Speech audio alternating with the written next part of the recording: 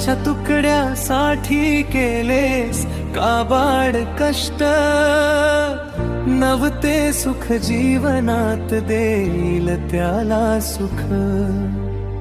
सुखाच्या लोभासाठी केले काबाड कष्ट, मिळाला दुःख जीवनी नवत मिळत सुख. फाटक्या कपड्यात केलं काबाड